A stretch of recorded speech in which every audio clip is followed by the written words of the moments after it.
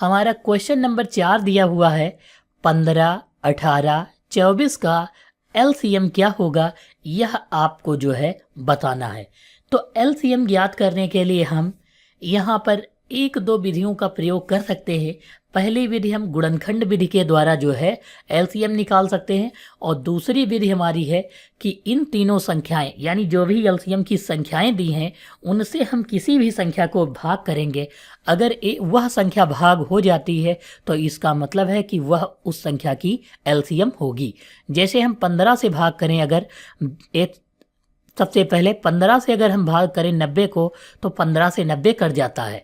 18 से भाग करेंगे तो तब भी 90 कट जाता, लेकिन 24 से भाग करते हैं तो 90 नहीं करता है, यानी भाग नहीं होता है। इसका मतलब यह संख्या नहीं है। अब हम 15 से भाग करेंगे 120 को तो 15 8 120 कट जाता है। 18 पंचे 90, 18 छिंगा 108, 18 सती 126 होता है, यानी 18 से नहीं कटता। इसका मतलब ऑप्शन संख्या बी जो है यह भी गलत है। तीसरा, फिर से हम तीसरी वाली संख्या को 15 से भाग करेंगे तो यहाँ 15 एकम 15 हो जाएगा, 9 बच जाएगा। तो 24 से 15 घटाएंगे, 9 बचेगा 90, 15 छक्का 90 कट जाता है, यानी यह सही है। अब हम 18 से काटेंगे 240 को तो कितना आ जाएगा, 18 एकम 18 हो जाएगा, और 6 बचा 60 हो जाएगा। तो 60 18 के पहाड़े में नहीं आता, इसका मतलब ये भी गलत है। अब हम 15 से 360 को काटेंगे तो 15 दूनी 30 और 15 चक्कू 60, यानी 15 से ये कट जाता है।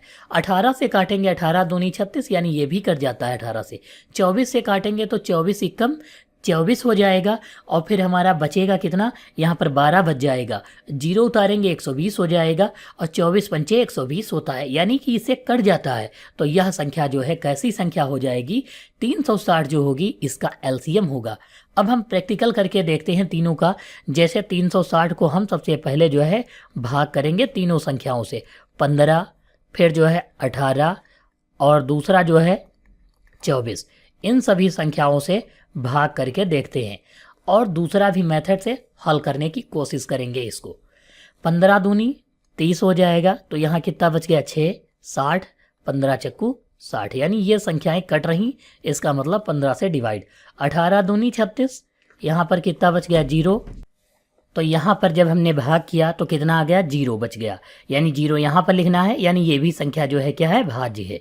24 से काटेंगे तो 24 एकम 24 हो जाएगा, यहाँ पर कितना बच जाएगा 12, 1 0, 24 पंचे 120 होता है, यानी यह भी संख्या कट गई। इसका मतलब है कि इन तीनों संख्याओं से 360 कट रही, तो यही इसका एलसीएम हो जाएगा। यह एक विधि थी। दूसरी विधि के द्वारा जैसे मान लो हम इनके चाहो तो अभाज्य गुणनखंड करके भी कर सकते, और चाहो तो एक साथ गुणनखंड करके भी किया जा सकता। जैसे 15 के अगर हम गुणनखंड करें, फिर जो है 18 के करें, और फिर जो है 24 के गुणनखंड करें। जैसे 15 का 3 पचे 15, ये अभाज्य गुणनखंड है।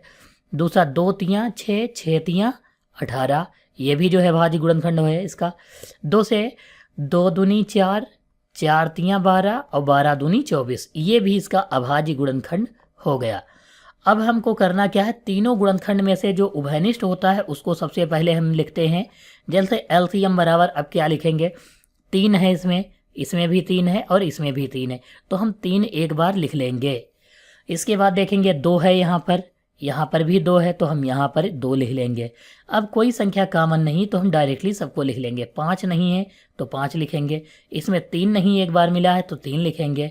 इसमें 2 बार नहीं मिले तो 2 बार 2 लिखेंगे। अब इनकी गुणा कराएंगे, 3 दूनी 6, 6 पंचे 30, 30 तियाँ 90, और 90 दूना 180, 180 दूना 360 होता है, यानी हमारा एलसीएम जो होगा 360 आ जाएगा। अगर आप अभाज्य गुणनखंड नहीं करना जानते हो तो आपको सार ट्रिक के माध्यम से हमने एक वीडियो अपलोड कर रखा है मैथ ट्रिक्स में, जहां से आप देखकर बहुत ही आसान तरीके से हल कर पाओगे, किसी भी संख्या के अभाज्य गुणनखंड निकालना सीख पाओगे।